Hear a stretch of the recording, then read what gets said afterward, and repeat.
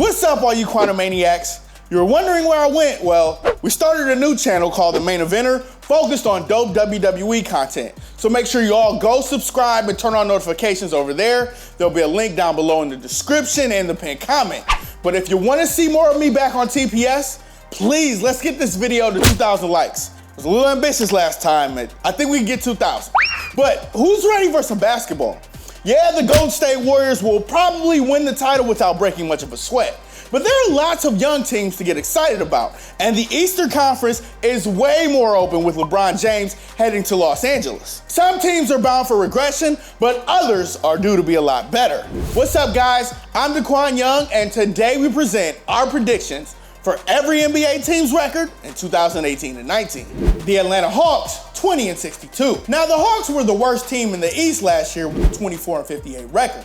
The team made a questionable decision to trade top scorer Dennis Schroeder to the Oklahoma City Thunder, and they got absolutely nothing in return. Trae Young and Taurean Prince offer some hope for the season, but this is a rebuilding year. Atlanta is in contention for the first overall pick in 2019. They won't come close to 30-something wins this year. The Boston Celtics, 57-25. Boston was just one game short of reaching the NBA Finals, even though Kyrie Irving missed the whole postseason while Gordon Hayward suffered a broken leg in the season opener. Imagine what Boston can do now with Irving and Hayward for a full year. They also have young contributors in Jaylen Brown and Jason Tatum, who was a monster in the playoffs. LeBron James left the Cleveland Cavaliers to join the LA Lakers, and that leaves Boston as the team to beat in the East. They'll pick up 57 wins and take the top seed. The Brooklyn Nets, 30-52. Now, there are a few teams in the East that are just way too bad, meaning Brooklyn will pick up some victories and stay out of the first overall pick contention. D'Angelo Russell should lead this team in scoring, while young center Jared Allen seems ready for a big sophomore year. Not too much to love about this Brooklyn team, but they'll avoid the Eastern Conference basement, kinda. Charlotte Hornets, 38-44. Trading away Dwight Howard may be good for the locker room and culture of the Hornets, but it does hurt what this team will do on the court. All-star point guard Kemba Walker is likely going to get traded at the deadline, but Jeremy Lamb and veteran newcomer Tony Parker should keep this team somewhat competitive. Charlotte will hang around in the playoff race, but if Kemba gets traded, they'll be out of it come February. The Chicago Bulls, 29-53. Now, the Bulls are still focused on rebuilding, so expectations are lower than ever before. Lauri Markkanen showed flashes in his rookie year, so fans get to see at least what he can do in year two. Other than that, don't expect anything special from the Bulls. This team has a long way to go, and they'll be fighting to avoid the Eastern Conference basement. The Cleveland Cavaliers, 37-45. The Cavs think they can make the playoffs without LeBron. It's a silly thought, and they should have just rebuilt. Love and veterans J.R. Smith and George Hill won't be enough to help the Cavaliers this year. Maybe, just maybe, they squeak into the playoffs, but they'll need at least 42 wins to do it, and we just don't see this team doing that much without LeBron. The Dallas Mavericks, 39-43. We like to think of the Mavericks as a sleeper team. The signing of big man DeAndre Jordan was one of the best moves of this offseason, and he'll clean up the defense with his rebounding skills, and Jordan will provide more offense up front off tips and offensive rebounds. We don't know how the Mavericks wound up with Luka Doncic either, but he's a big-time candidate for Rookie of the Year. And don't be surprised if he makes a major impact immediately. And they still have Dennis Smith Jr.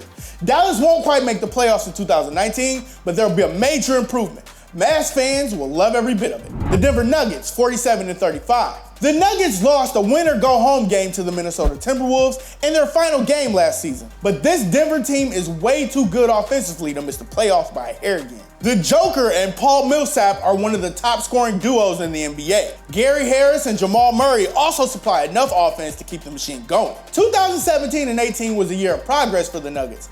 This time, they'll make the playoffs. The Detroit Pistons, 40-42. Andre Drummond and Blake Griffin should be fun to watch for a full season. There isn't a whole lot of upside outside of that. The Pistons sure as hell need these two players to play to their best defensive abilities, because the scoring won't get it done in Detroit. Maybe they lock down one of the final spots in the East, but we're not seeing it. Golden State Warriors, 67-15. It'll be tough to guess what the Warriors will do. Injuries and rest of key players kept them to only 58 wins last season, which isn't very good considering they won 73 in 2015-16. If the core players stay healthy and don't rest so many games, the Warriors should come close to 70. To be safe, we'll pencil in 67 here. And they added Boogie Cousins to a lineup that consists of 4 All-Stars anyway, which makes this team even more unfair. Enjoy another championship, Warriors fans.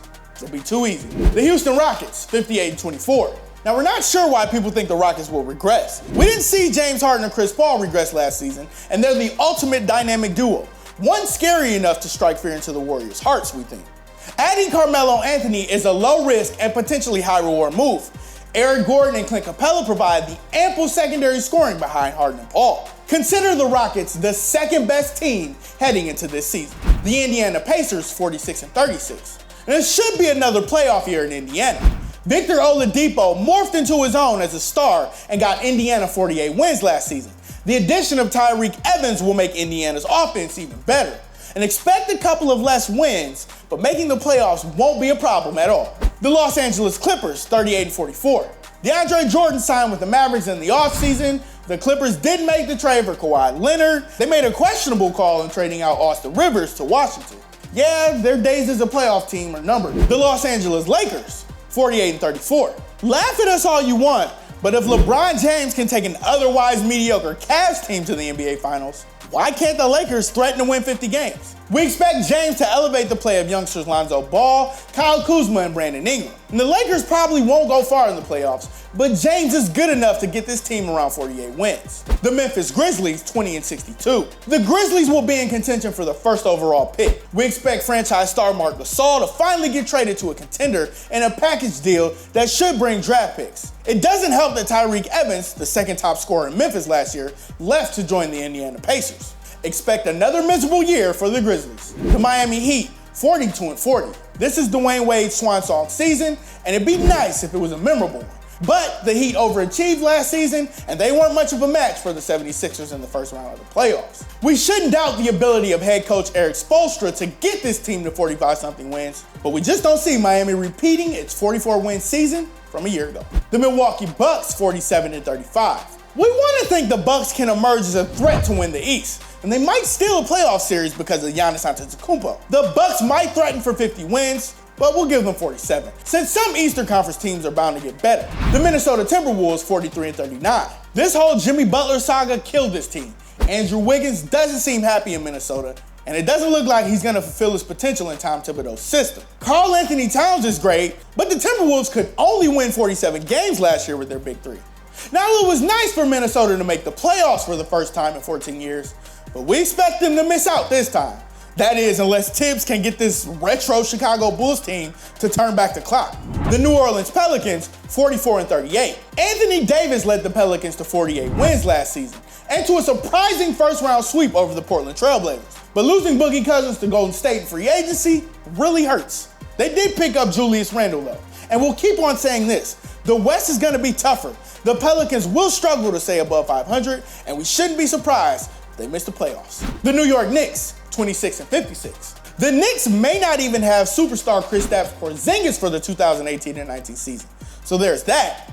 The good news is that rumors suggest that the Knicks could wind up with Kyrie Irving or Jimmy Butler in free agency next year, maybe both. At least one more bad year, Knicks fans. With so much cap space, they can reemerge as a playoff contender in the 2019 offseason by landing 1 or 2 stars.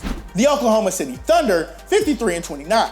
Russell Westbrook and Paul George were one of the top scoring duos last year. Carmelo Anthony wasn't a fit in the offense, and Dennis Schroeder should provide ample scoring in his role. The Thunder won 48 games and made the playoffs last year, but we all know they underachieved. Now that George and Westbrook have their chemistry down, we expect the Thunder to be the third best team in the West. The Orlando Magic, 26-56. Aaron Gordon is a good ball player and all, but the Magic are still rebuilding here and don't have much to look forward to. It's gonna be another frustrating year for Orlando, but at least the state of Florida has the Tampa Bay Lightning and the Jacksonville Jaguars. The Philadelphia 76ers, 55-27. The 76ers won 52 games last season, and that was without 2017 first-round pick Markelle Fultz for most of the campaign.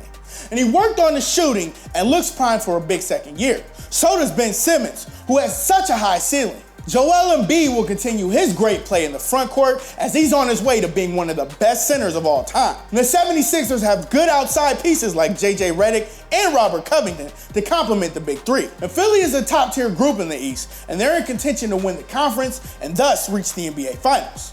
The Phoenix Suns, 25-57. Only a slight improvement here for the Suns. Devin Booker will continue to morph into his own as a superstar. Last year's first round pick Josh Jackson is primed for more production, and first overall pick DeAndre Ayton is gonna make an impact. The Suns' rebuild is on the right track, but there won't be drastic improvement here. Give them a few extra wins this year, but that's about it. The Portland Trailblazers, 46-36. Portland nabbed the 3rd seed in the West last season with 49 wins. That was thanks in large to a hot second half surge. With LeBron James joining the Lakers, the Spurs and Oklahoma City are due for better seasons. Ditto for the Denver Nuggets. More competition means a small drop off in wins for Portland, but they should make the playoffs easily. The Sacramento Kings, 27-55. We're calling for the Kings to match their record from last season. The roster didn't undergo many changes, the Western Conference is gonna be tougher, and we're not sure how first round big Marvin Bagley III fares in his rookie year. Veteran Zach Randolph is bound to regress a little bit more this season. Father Time never loses. The Kings might play better on the court, but a tougher Western Conference means tougher competition, so don't expect a drastic record change. The San Antonio Spurs, 50-32. Franchise stars Tony Parker and Manu Ginobili are gone. Kawhi Leonard was traded to Toronto in a package deal that brings DeMar DeRozan over to the Lone Star State. Patty Mills, LaMarcus Aldridge, and Rudy Gay will still produce for the Spurs. And as long as Greg Popovich is coaching, the Spurs will make the playoffs. Give them 50-something wins this time. The Toronto Raptors, 56-26. Considering they won a franchise record 59 games last season, the Raptors sure made a great deal of changes. Franchise star DeMar DeRozan was traded to San Antonio to Toronto for Kawhi Leonard. Now he, Kyle Lowry, and the NBA's best bench from a year ago will easily get this team to the playoffs. Now Toronto doesn't quite have as much star power and depth as Boston, and there are questions about Leonard's long-term health, so don't be surprised if they win the East. But we'll put them one game short of Boston. This team remains a top-tier unit. The Utah Jazz, 47-35. The Jazz were a nice story in 2018, making the playoffs and eliminating the Oklahoma City Thunder, despite losing Gordon Hayward in free agency. Now Utah might not be a top 5 seed, but Donovan Mitchell and company gets back to the postseason. The Washington Wizards, 48-34. The Wizards will be more like the team that was one game away from reaching the 2017 Eastern Conference Finals. John Wall is healthy, he and Bradley Beal will be a dynamic scoring duo once again, and the addition of all-star Dwight Howard and solid outside shooter Austin Rivers should help immensely. The Wizards will be a top 5 team in the East, and they won't quite reach 50 wins, but the high 40s are easily within reach. Consider them a big-time sleeper to win the Eastern Conference. Now, which one of our record projections do you think will be way off? Join us in the comment section below. If you like this video and learned a thing or two, clicking the like button helps us out a ton and we truly appreciate it. If this is your first time coming around to Total Pro Sports though, subscribing is a great idea because we put out videos like this every single day. But as always, thanks for watching and we'll see you guys next time. On my knees.